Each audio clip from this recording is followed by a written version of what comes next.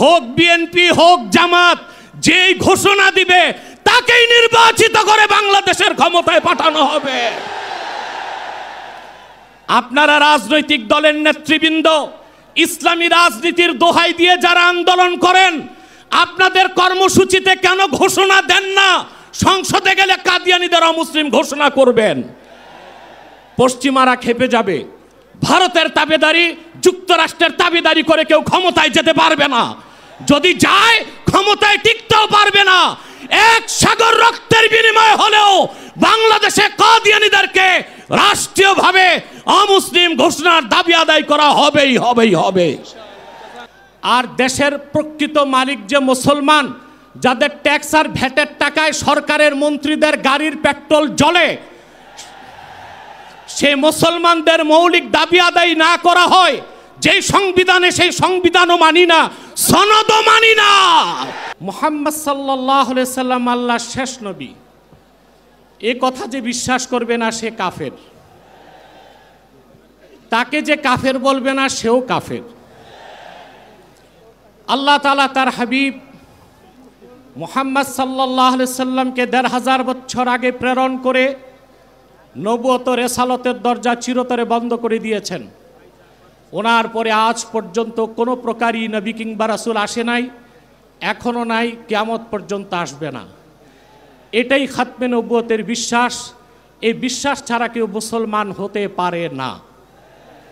আমাদের দেশে যারা প্রচলিত রাজনীতি করে, তারা সেকুলার রাজনীতির দোহাই দিয়ে কাদিয়ানীদেরকে অমুসলিম ঘোষণা করতে চায় না। তাদের কাছে আমার প্রশ্ন, সেকুলার রাষ্ট্র আর গণতান্ত্রিক রাষ্ট্রের শুধু কাজ অমুসলিমদের স্বার্থ রক্ষা করা, আর দেশের প্রকৃত মালিক যে মুসলমান, যাদের ট্যাক্স আর ভ্যাটের টাকায় সরকারের মন্ত্রীদের গাড়ির পেট্রোল জ্বলে, সেই মুসলমানদের মৌলিক দাবি আদায় না করা হয়, যেই সংবিধানে সেই সংবিধানও মানি না, সনদও মানি না। প্রিয় বন্ধুগণ, খাতমে নবুয়তের জিহাদ সবচেয়ে বড় জিহাদ। খাতমে নবুয়তের আন্দোলন সবচেয়ে বড় আন্দোলন। আপনারা আগেও শুনেছেন, রাসূলুল্লাহ সাল্লাল্লাহু আলাইহি সাল্লামের জামানায় 10 বছরের যুদ্ধে ইসলামের পক্ষে এবং বিপক্ষে মোট মানুষ নিহত হয়েছিল 1018 জন। আর সিদ্দিক আকবরের জামানায় মুসাইলামাতুল কাজ্জাবের বিরুদ্ধে যে অভিযান হয়েছিল, সেই যুদ্ধে 1000-এর উপর সাহাবী শাহাদাত বরণ করেছিলেন। যুগে যুগে মিথ্যা নবুয়তের দাবিদাররা যখনই এসেছে, উম্মতের মুসলমান তরবারি দিয়ে ফায়সালা করেছে। ইসলাম পরিপূর্ণ হওয়ার হাজার হাজার বছর পরে ইংরেজ আমলে এক শয়তান, ইংরেজদের পা চাটা গোলাম, মির্জা গোলাম শয়তান কাদিয়ানি নবুয়ত দাবি করেছিল।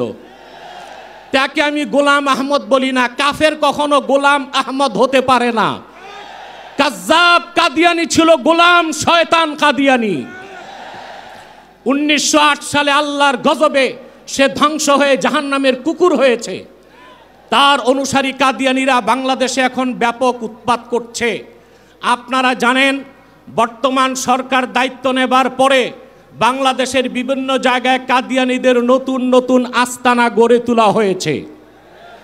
কাদিয়ানীদের আস্তানা পাহারার জন্য সেনাবাহিনী, পুলিশও মোতায়েন করা হয়েছে। যদি তারা সংখ্যালঘুই হয়ে থাকে, তাহলে তাদেরকে সংখ্যালঘু ঘোষণা করতে সমস্যা কোথায়? এদেশে তো হিন্দু, বৌদ্ধ, খ্রিস্টান আছে। আমরা কি তাদেরকে অমুসলিম দাবি করে বলি? তারা অমুসলিম পরিচয়ে আছে। তাদের উপাসনালয়গুলোকে আমরা মসজিদ বলি না, গির্জা বলি, প্যাগোডা বলি, মন্দির বলি।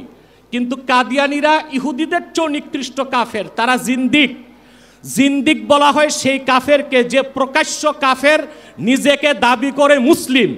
সেই জন্য শরীয়তের আইনে কাদিয়ানীদের একমাত্র শাস্তি মৃত্যুদণ্ড।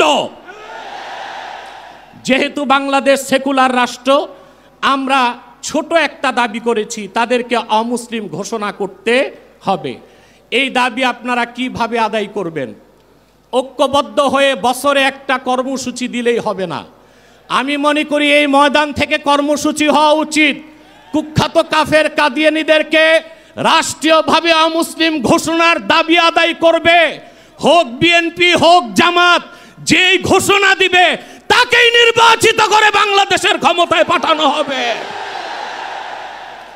আপনারা রাজনৈতিক দলের নেতৃবৃন্দ ইসলামী রাজনীতির দোহাই দিয়ে যারা আন্দোলন করেন, আপনাদের কর্মসূচিতে কেন ঘোষণা দেন না সংসদে গেলে কাদিয়ানীদের অমুসলিম ঘোষণা করবেন? পশ্চিমারা খেপে যাবে। ভারতের তাবেদারি, যুক্তরাষ্ট্রের তাবেদারি করে কেউ ক্ষমতায় যেতে পারবে না। যদি যায় ক্ষমতায় টিকতেও পারবে না।